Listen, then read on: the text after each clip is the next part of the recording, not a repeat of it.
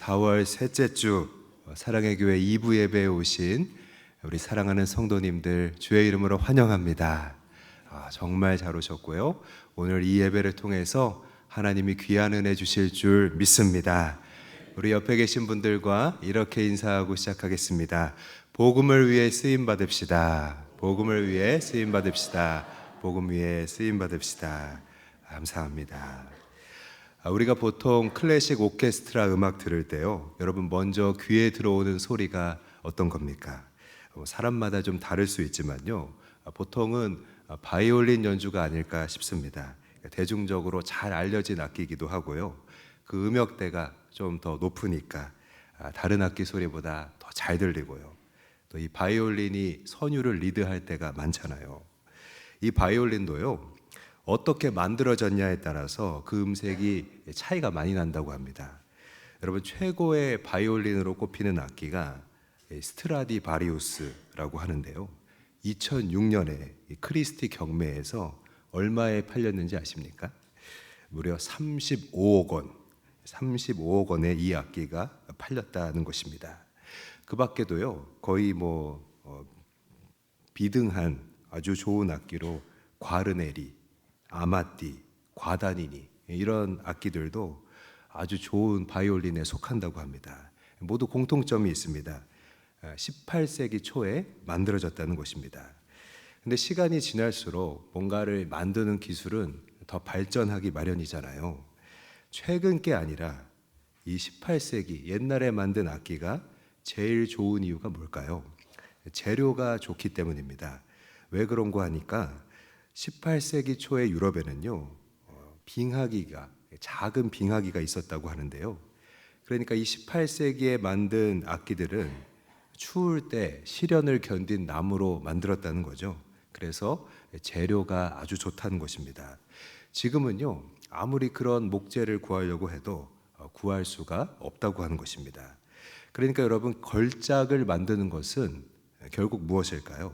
이 도전적인 시간이 걸작을 만든다는 것입니다. 나무로 따지면 늘 같은 상태에서 자란 나무가 아니라 추위를 견디고 그걸 뛰어넘은 나무가 악기를 만드는 좋은 재료가 된다는 것이죠. 그런데요, 우리 믿음도 여러분 비슷하다는 것입니다. 그러니까 도전이 필요하고 또 도전을 줘야 한다는 것입니다. 그래서 하나님은요, 그때 우리에게 자극을 주신다는 것입니다. 이것을 해라. 이것을 넘어가라. 그렇죠? 왜 그렇습니까? 더 깊은 소리가 나는 이 악기처럼요, 그렇게 만드시려고 또 그렇게 쓰시려고 하는 것입니다. 그래서 우리 신앙은요, 여러분 도전의 연속입니다. 내가 할 수 있는 것보다 항상 더 놀라운 자리로 우리 하나님이 부르시고 계십니다. 그리고 거기에 바로 은혜가 있는 줄 믿습니다. 여러분, 요즘 PT가 많이 대중화됐죠. PT 해보셨습니까? PT가 이제 개인 트레이너와 함께 운동도 하고 헬스하는 거잖아요. PT로 윗몸 일으키기 같은 거 할 때 배가 막 끊어질 것 같은데 트레이너가 옆에서 뭐라고 합니까? 자, 2개만 더. 그러잖아요. 그 2개 더 할 때 비로소 이 배의 근육이 만들어지는 거죠. 주님 마음도요, 이 트레이너와 비슷하다는 것입니다. 누구누구야, 지금 거기서 2개만 더. 현호야, 거기서 지금 2개만 더. 지금 나의 상황을 향한 우리 주님의 음성이 예배 가운데 들릴 수 있기를 바랍니다. 오늘 본문은 이런 맥락에서 하나님이 요나에게 큰 성을 향해서 도전하라는 얘기입니다. 네가 좀 부담스러운 일을 하나 해야겠다, 그겁니다. 여러분, 큰 성 어디입니까? 니느웨죠. 이때가 지금 기원전 8세기 정도로 추측이 됩니다. 우리로 따지면 고조선이라는 나라가 있었을 텐데요, 이때 니느웨에 60만 명이 살았다고 합니다. 지금 우리 전주에 64만 명이 산다고 하는데 기원전 8세기의 한 도시에 60만 명이 살았다는 거 엄청난 겁니다. 성 외관을 보면요, 해자라고 하죠. 그러니까 적이 침입하지 못하도록 깊고 넓은 물웅덩이를 파서 삥 둘렀습니다. 그리고 성의 윗부분은요, 마차 세대가 동시에 달려도 남을 정도로 굉장히 넓었다는 거죠. 이때가 여러분 중세 시대가 아닙니다. 우리나라 고조선이 있었던 때라니까요. 그러니까 그 시대를 감안하면 엄청난 규모였다는 것입니다. 그러니까 밖에서 이 니느웨 성을 보기만 해도 어땠을까요? 철옹성 같다, 이런 위압감이 들고요. 나아가서 여기에 함부로 범접했다가는 죽겠다, 이런 공포감까지 들 수 있었다는 것입니다. 하지만 하나님은 그곳을 향해 가서 외치라고 했던 것이죠. 여러분, 이 니느웨가 큰 성이라고 하잖아요. 이 크다는 것을 한번 우리가 생각해 볼 필요가 있습니다. 크다는 게 뭘까요? 성경이 가리키는 것은 단순히 물리적으로 크다는 것이 아니라 하나님이 아닌 큰 것을 가리킨다는 것입니다. 여러분, 성경에 보면 이 부정적인 의미로 쓰인 큰 것들이 많이 있습니다. 대표적으로 바벨탑이 있죠. 또 뭐가 있습니까? 키가 2m 90에 달하는 골리앗이 있죠. 공통점이 있습니다. 인간이 세운 것, 인간이 신이 되고자 하는 것, 세상의 힘이죠. 이들의 공통점은요, 하나님 무시하는 거잖아요. 요나 앞에 놓여져 있는 것은요, 바로 이 큰 성, 하나님을 무시하는 니느웨였던 것입니다. 이스라엘을 공격하고 하나님을 무시하는 그 나라의 수도였던 것입니다. 오늘 여러분, 우리 앞에, 우리 각자의 그 신앙과 삶 앞에 어떤 큰 것이 놓여져 있습니까? 여러분 답답하게 하고, 여러분 믿음 흔들고, 여러분 당해낼 수 없을 것 같은 그 큰 일은 여러분 무엇입니까? 오늘 이 요나가 결국 이 큰 성 니느웨를 넘어가서 하나님의 일을 하는 이 이야기를 볼 수 있길 바랍니다. 오늘 예배 드리는 모든 성도들에게 우리 각자 앞에 놓여 있는 이 큰 것, 그것이 무엇이더라도 그거 넘어갈 수 있는 귀한 은혜 주시기를 축복합니다. 오늘 본문이 니느웨를 구원하는 복음의 내용이잖아요. 하나님은 우리를 도전하시는데, 우리를 자극하시는데요, 그 통로가 무엇이냐? 바로 복음의 일이라는 것입니다. 그러니까 하나님의 도전은요, 항상 복음과 관련되어 있다는 것입니다. 왜냐하면 하나님의 일이 복음이니까요. 복음으로 도전하시고 복음을 위한 도구로 그 도전을 통해 우리를 빚으시고 만드신다는 것입니다. 여기에 중요한 세 가지 메시지가 있습니다. 기회, 순종, 그리고 단순함입니다. 먼저 복음은 기회를 준다는 것입니다. 요나가 임무 수행 잘 못했는데 다시 같은 일에 그를 기용한다는 것입니다. 다음으로 복음은 우리를 순종하게 만든다는 것입니다. 요나의 달라진 점을 보는 거죠. 지난번에는 잘 안 됐는데 이번에는 어떻게 순종하게 됐냐는 것입니다. 마지막으로 복음은 단순하게 흘려보내야 한다는 것입니다. 그러니까 복음은 어떻게 해야 되느냐? 흘려보내야 된다는 것입니다. 흘려보내면 된다는 것이죠. 복음이 흘러가니까, 단순하게 흘러가니까 이 니느웨 백성들이 회개했다는 거죠. 그러니까 복잡한 생각 말고 단순하게 복음 흘려보낼 때 우리가 쓰임 받게 된다는 것입니다. 오늘 이 세 가지에 초점을 맞춰서 오늘 말씀을 살펴보겠습니다. 첫 번째입니다. 복음은 우리에게 기회를 준다는 것입니다.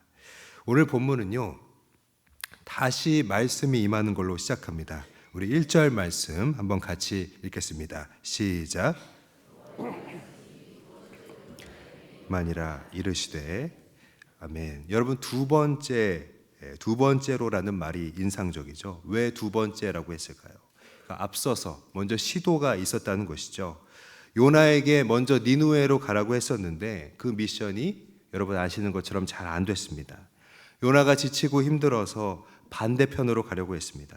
그런데 오늘 똑같은 일에 요나를 부르신 겁니다. 그를 다시 기용한 겁니다. 여기서 알 수 있는 게 여러분 무엇입니까?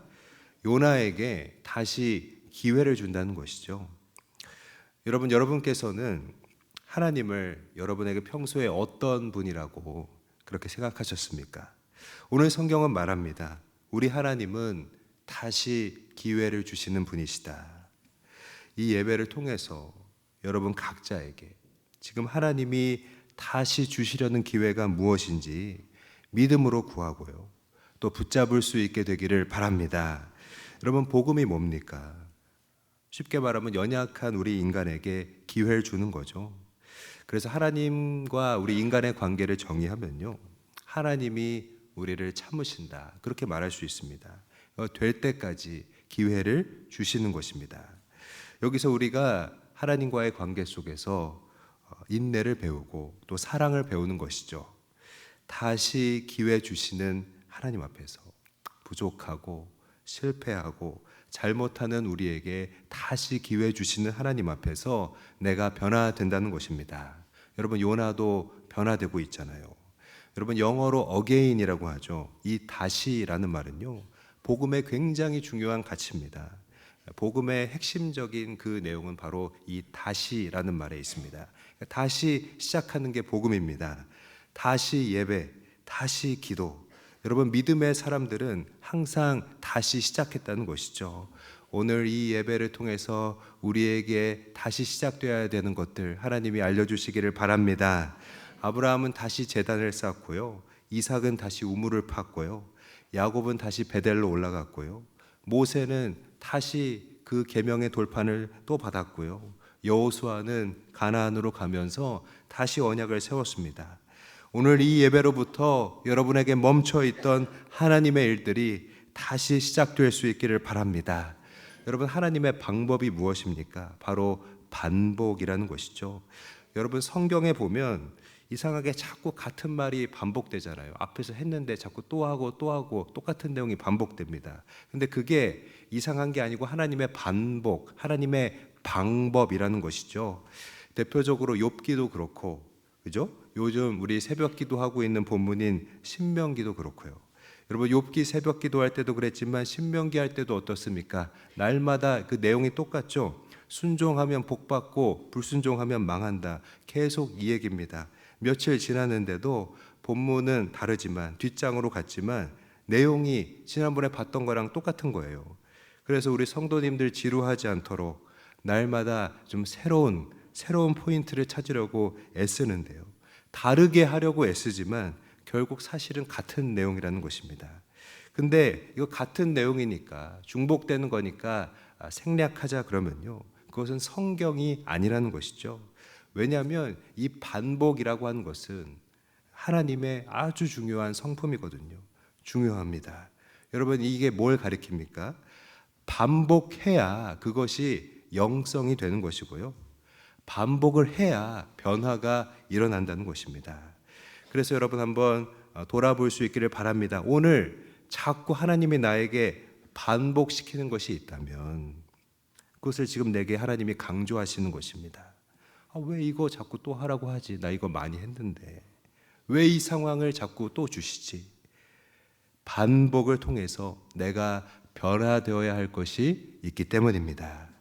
요나에게 다시 말씀이 임하잖아요. 다시 니느웨로 가라. 니느웨라는 큰 성과 요나를 마주하게 하는 것입니다. 다시 마주하게 하는 것입니다. 마찬가지로 오늘 내게 하나님이 다시 주시는 기회, 여러분, 반복하게 하시는 일들 있습니까? 이 과정을 통해서 우리를 도전하시는 줄 믿습니다. 우리 앞에 놓인 큰 것을 넘어가는 하나님의 도구가 되라는 것입니다. 오늘 하나님이 우리에게 주시는 그 도전을, 각자에게 주시는 도전을 기회로 여기고 우리 한 사람 한 사람이 다 하나님의 귀한 도구가 될 수 있기를, 그렇게 변화될 수 있기를 바랍니다. 두 번째로 복음은요, 우리를 순종하게 한다는 것입니다. 여러분, 복음이 우리 마음에 심겨지면 어떻게 됩니까? 크고 작은 파장을 일으키게 되는 거죠. 물론 복음이 길가에 떨어지는 것 같이 막 우리에게 심겨지지 않을 수 있지만, 튕겨나갈 수도 있지만, 일단 그것이 마음에 심겨지면 크고 작은 파장을 일으키게 돼 있다는 것입니다. 이런 거구나. 이렇게 해야 하는구나. 근데 사실 그 파장이, 복음이 남기는 파장이 그런 감상을 위한 게 아니고요, 하나님의 뜻을 이루기 위한 내게 주는 신호라는 것입니다. 그러니까 복음은 우리에게 심겨지면 우리를 순종하게 한다는 것입니다. 여러분, 운전할 때 길에서 신호가 바뀌면 어떻게 해야 됩니까? 뭐 직진을 하든지 좌회전을 하든지 어떻게 해야 되잖아요. 신호에 대한 반응이 있어야 한다는 것입니다. 오늘 2절과 3절 말씀 한번 같이 읽습니다. 시작.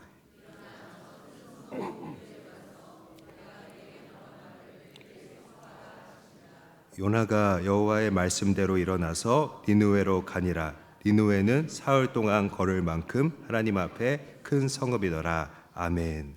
오늘 여러분 2절과 3절에 보시면요, 하나님이 요나에게 니느웨로 가서 너에게 명한 바를 선포하라 이렇게 하시고요. 그러니까 어떻게 됩니까? 3절에 바로 요나가 말씀대로 일어나서 니느웨로 갔다고 하는 것입니다. 여러분, 요나 1장에서 니느웨 반대편으로 갔던 것과 어떻습니까? 사뭇 다른 모습이죠. 이 2절과 3절 사이에 숨겨져 있는 그 행간의 의미가 무엇일까요? 다시 말하면 왜 요나 1장과 다른 모습이 여기에 있냐라는 것입니다. 다시 말해 하나님이 신호를 주셨는데 요나가 이 요나 3장에서 바로 반응한 이유가 무엇일까요? 앞선 기회에서는, 요나 1장에 나오는 기회에서는 요나에게 고민이 있었잖아요. 요나에게 염려들이 있었잖아요. 이제는 하나님께 그것을 맡겼다는 것입니다. 여러분, 어떤 염려들이 요나에게 있었습니까? 나 힘들어서 못해. 자기 자신에 대한 염려고요. 원수 같은 앗수르가 회개해서 복받으면 어떻게 해? 나보다 잘 되면 어떻게 해? 그러니까 적이 잘 되는 것에 대한 염려입니다. 그러니까 하나의 원리가 나오는 것이죠. 내가 결론을 보려고 하면 여러분 순종하기가 어려운 것이고요. 그 결과에 대한 책임을 하나님께 맡기면 순종하기가 더 수월하다는 것입니다. 여러분, MBTI 검사 많이 하시죠? 이 MBTI 검사를 하면 그 마지막에 J냐 P냐 그런 게 있는데 J가 계획형에 해당합니다. 제가 그 검사를 하면 J가 높게 나오는데요. J가 높다 못해서 좀 지나친 사람을 파워 J라고 부릅니다. 저는 그 파워 J에 가까운 좀 편집증 같은 게 있어요. 그러니까 답이 나와 있지 않으면 잘 움직이지 못합니다. 여행 갈 때 항상 계획을 세워야 되고요. 그래서 제 자신이 굉장히 피곤합니다. 오늘 저녁에 어디 갈지 안정해져 있으면 굉장히 불안해하게 됩니다. 불안해하는 타입입니다. 그러니까 즐기지를 못해요. 우리 가족 중에 계획 세우는 사람 저밖에 없습니다. 그래서 저는 항상 어디 가기 전에 공부를 많이 해야 됩니다. 거기 가면 뭐가 있다. 항상 공부하고요. 가서도 공부합니다. 여기 근처에 뭐가 있다. 우리 가족들은 다 내게 맡겼으니까 아주 편안하죠. 예전에 이 단기 선교를 인솔해서 갔는데요. 다른 동료 교역자들도 같이 갔거든요. 나는 계속 다음에 할 거 그거 생각하고 있는데 자기는 그냥 지금 노을빛 받으면서 앉아 있는 게 좋다. 지금 이 시간이 너무 은혜롭다. 그런 사람이 있었습니다. 그러니까 언제 이동해야 할지, 저녁에 뭐 할지, 다음에 할 거를 생각을 안 해요. 정말 같이 일하기 힘들었습니다. 근데 제가 이 시간이 지난 후에 느끼는 건요. 계획도 물론 있어야겠지만 내가 이거를 맡기지 못해서 하나님에게는 물론 또 사람에게조차 맡기지 못해서 내가 현재를 누리지 못한다는 것을 제가 느꼈습니다. 요나가 니느웨 성에서 말씀 전할 때 거기가 그냥 보통 나라가 아니라 적국이잖아요. 적의 나라잖아요. 자기한테 호의적이지 않을 수 있잖아요. 잡혀서 죽을 수도 있다는 말입니다. 그러니까 퇴로에 대한 계획, 말씀 전할 계획, 여러분 구체적으로 없었습니다. 이전에는 그런 염려에 막혀 있었을 거 아니에요. 이번 기회에는 맡기고 나가는 것입니다. 그러니까 복음이 우리를 순종하게 만드는 것입니다. 여러분, 이 순종에 있어서요, 한 가지 또 우리가 생각해 봤으면 하는 것이 있습니다. 하나님은 순종할 때 우리가 적체되어 있는 것을 먼저 처리하기 원하신다는 것입니다. 무슨 말이냐면 하나님이 앞서 말한 것부터 먼저 순종하길 원한다는 것이죠. 우리는 하나님과의 관계에서 자꾸 지금 이 문제, 이 일 왜 잘 안 됩니까? 하나님께 그렇게 따질 수 있잖아요. 하나님은 내가 먼저 너에게 오더 내렸던 거, 먼저 명령한 거 왜 계속 두고 있냐? 그거부터 해라. 그겁니다. 그래서 요나 보고 다시 니느웨로 가라고 하는 거잖아요. 여러분, 우리가 뭔가 AS 맡겼을 때, 그거 신청했을 때 계속 대기 중입니다. 뭐 이렇게 인터넷에서 상품을 샀을 때 계속 뭐 진행 중입니다. 이렇게만 나오면 굉장히 답답한 거죠. 여러분, 회사에서 기한 올렸을 때 부장님이 결제 안 하고 계속 보류 중이라고 하면 힘들잖아요. 제가 아까 파워 J라고 말씀드렸죠. 그러니까 교회 일을 하면 항상 계획적으로 계획한 대로 돼야 마음이 편하고요. 그래서 웬만하면 잘 안 바꿉니다. 그러니까 뭐 문제가 생겼다고 해도 잘 안 바꿉니다. 어떻게 보면 이 한 번 세운 계획에 대해서 제가 유연하지 못해서 제 가까이 곁에 있는 분들이 되게 답답할 수 있겠다 그런 생각이 드는데요. 아무튼 제가 이제 부교육자로 있던 시절에 일을 진행시켜야 되는데 저희 담임 목사님께 기한을 올리면 생각해 볼게. 그리고 항상 답이 없으셨습니다. 그럼 내 입장에서는 이거 뭐 자꾸 재촉할 수도 없고 한없이 기다려야 되는데 잊어버리신 건지 아니면 고민 중이신 건지 물어볼 수도 없고 저는 너무 힘든 거죠. 이 파워 J인데 무기한 보류 이런 거 견딜 수 없잖아요. 마찬가지입니다. 하나님이 오더 내린 것을 미결제인 상태로 두지 말고 먼저 해결하라는 것입니다. 요나는 하나님께 요구하잖아요. 그러면 우리나라는 어떻게 됩니까? 아수르 이렇게 하면 우리나라 어떻게 됩니까? 하나님은 니느웨 건을 먼저 진행하고 얘기해라. 그겁니다. 여러분, 하나님이 여러분에게 오더하신 것 중에 여러분 보류 중으로 냅둔 것 있으십니까? 하나님이 여러분에게 오더하셨는데 여러분이 결제하지 않고 그냥 냅두고 있는 것 어떤 것이 있습니까? 이제 다음 단계로 가기 원한다면요, 내가 잊어버리고 있는 하나님의 오더를 먼저 처리할 수 있기를 바랍니다. 여러분, 하나님이 주신 오더를 하려면 내 염려 맡겨야 되잖아요. 이 맡긴다는 개념이요, 사실 성경에서 말하는 안식, 그 쉼과 매우 밀접하게 연결되어 있습니다. 여러분, 성경에서 안식일 지키라고 할 때 주중에 하던 모든 일을 중단할 수 있는 이유는요, 하나님께 맡기기 때문이죠. 그러니까 맡길 수 있는 사람이 결국 안식 누리고 순종할 수 있는 것입니다. 그렇죠? 여러분, 우리가 자주 사용하는 이 소확행이란 말이 있죠. 작지만 확실한 행복이라는 뜻입니다. 이 말을 처음 사용한 사람이 일본의 무라카미 하루키라는 작가입니다. 랑겔 한스 섬의 오후라는 책에서 처음으로 이 소확행이라는 개념을 말했습니다. 그러니까 뭐가 소확행이냐? 이 하루키에 따르면요, 갓 구운 빵을 손으로 찢어 먹을 때 이렇게 작지만 너무나 행복한 그런 걸 느낄 수 있죠. 저도 뭐 이렇게 빵을 아주 좋아하는 건 아닌데 제가 여기 이사 와서 맛있는 빵집을 하나 발견했습니다. 저기 현대 3차 아파트인가 거기 옆에 있는데, 아무튼 거기 문 여는 시간이 9시 반이에요. 제가 그 9시 반에 문 여는 냄새가 좋아서 가끔 그 시간에 갑니다. 그래서 제가 좋아하는 게 그 호두, 거기서 파는 호두 과자인가 그건데, 그거를 아침에 한 입 비밀어 먹을 때 이렇게 행복함 느낄 수 있죠. 또 하루키는 말합니다. 서랍 안에 반드시 접어놓은 그 옷들을 볼 때 자기는 작은 만족, 행복 느낀다는 것입니다. 여러분, 저의 소확행은 무엇일까요?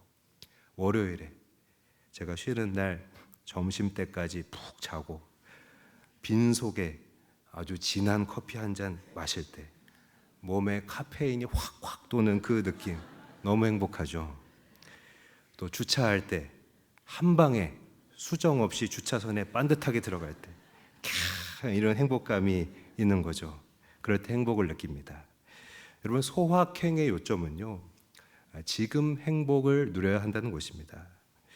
여러분, 예수님 모르는 이 무라카미 하루키도 지금 행복하다고 하는데, 예수님 믿는 우리가 오늘 행복해야 하지 않겠습니까? 성경도 소확행을 말합니다. 항상 감사하라, 그렇게 말씀하잖아요. 항상 감사하라는 것이 여러분 소확행이죠. 지금 행복하라는 겁니다. 그죠? 누가 지금 감사할 수 있습니까? 내일 일은 내일이 걱정하게 하라고 우리 주님이 말씀하셨잖아요. 그러니까 주님께 맡기는 사람이 오늘 행복한 거고요. 주께 맡기는 사람이 행복하게 오늘 순종하게 되는 줄 믿습니다. 여러분, 하나님이 여러분 각자에게 주신 오더가 있잖아요.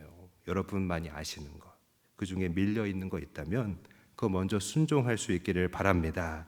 하나님이 말씀으로 또 내게 신호를 주시는 것, 나의 염려를 맡기고 순종할 수 있기를 바랍니다. 세 번째, 복음을 단순하게 흘려보내라는 것입니다. 여러분, 요나가 간 이 니누에는요, 사실 굉장히 무서운 곳이었습니다. 그들은 이 아수르라는 민족은요, 전체가 조폭 같은 그런 분위기였습니다. 정복하는 곳마다 폐허로 만들었고요. 그곳의 사람들을 껍질을 벗겨서 죽였다고 합니다. 그러니까 엄청 잔인하죠. 그리고 이 아수르의 수도인 니누에는요, 앞서도 말했지만 그 스케일이 비교 불가였습니다. 3일 길을 걸어야 다 돌아볼 수 있을 만한 넓은 크기라고 했잖아요. 오늘 4절 말씀을 함께 읽겠습니다. 시작. 요나가 그 성읍에 들어가서 미리 지나 무너지리라 하였더니 아멘. 여러분, 실제로 요나는요, 4절 말씀에 따르면 니느웨의 3분의 1 정도만 다닐 수 있었을 겁니다. 하루 동안만 다녔다고 돼 있잖아요. 그리고 요나는 많은 말도 안 했습니다. 단순하게 했습니다. 뭐 무서워서 그랬는지 말을 잘 못했는지 모르지만요, 요나가 한 말 이겁니다. 40일 지나면 니느웨 무너진다. 그러니까 히브리 말로 보면 딱 5단어입니다. 5단어, 5마디밖에 안 한 겁니다. 하지만 이 잔인한 사람들의 불과 3분의 1 정도에게 단순한 복음이 흘러갔을 뿐인데, 요나가 본 것이 여러분 무엇입니까? 오늘 5절 말씀 읽겠습니다. 시작. 니느웨 사람들이 하나님을 믿고 금식을 선포하고 높고 낮은 자를 막론하고 굵은 배의 옷을 입은지라. 아멘. 여러분, 이거는 누가 봐도 사람이 뭘 한 게 아니죠. 사람이 한 거는 거기 3분의 1 정도 되는 사람에게 5마디 한 게 전부입니다. 너무나 신비한 일이죠. 복음의 능력이라고밖에 말할 수 없습니다. 그러니까 성령이 일하신 것입니다. 그 잔인한 폭도들의 삶에 지금 회개가 일어나고 있는 거잖아요. 여기서 여러분, 우리가 발견할 수 있는 것 무엇입니까? 복음 전할 때 성령이 도우신다는 거고요. 그 가운데 회개를 주시고요. 그 복음 흘려보내는 사람 쓰임받게 한다는 것입니다. 여러분, 하나님께 쓰임받기 원하십니까? 복음으로 단순하게 섬기기를 바랍니다. 여러분, 복음 전하는 삶을 살면요, 우리가 단순해집니다. 그러니까 내 힘으로 안 되잖아요. 그러니까 하나님 의지하게 되고요. 의지하니까 기도하게 되고요. 기도하니까 뜨거워지잖아요. 내 마음이. 그 뜨거운 마음에 하나님이 채워주시고요. 은혜 주시니까 행복해지는 것입니다. 여러분, 그 독일의 수잔 링케라는 독일 무용수가 있습니다. 이 독일에서 무용수가 나오는 것이요, 좀 의외라고 합니다. 그 링케도 말했습니다. 독일인은 생각이 많아서 무용에는 적합하지 않다. 여러분, 무용가에게 필요한 것은 이 완벽한 포즈가 아니라 에너지의 흐름이라는 것입니다. 그러니까 춤에서 우리가 감동받는 것은 얼마나 그 포즈를 완벽하게 했냐가 아니라 그 무용수가 그 동작을 통해서 흘려보내는 에너지 때문이라는 것이죠. 즉, 무용할 때 단순하게 하라는 것입니다. 근데 독일에는 철학자들이 많잖아요. 막 생각 많이 하고 고뇌하고 그래서 이 무용수가 나오기가 어렵다는 것입니다. 근데 여러분 복음의 일도 마찬가지입니다. 이 생각이 많으면 망설이게 되고요. 자꾸 완벽하게 하려다가 앞에 있는 기회를 놓치게 된다는 것입니다. 그래서 복음의 일은요, 단순하게 하라는 것입니다. 여러분 요나처럼 단순하게 하십시오. 할 수 있는 만큼 다니고 아는 만큼 말하면 되는 것입니다. 그러니까 흘려 보내라는 것입니다. 그러면 주님이 일하실 줄 믿습니다. 해보라는 것입니다. 여러분 유명한 스포츠 브랜드 나이키의 슬로건 중에 가장 유명한 문구가 있습니다. Just do it. 무슨 뜻입니까? 그냥 하라. 그냥 하라는 것이죠. 맞습니다.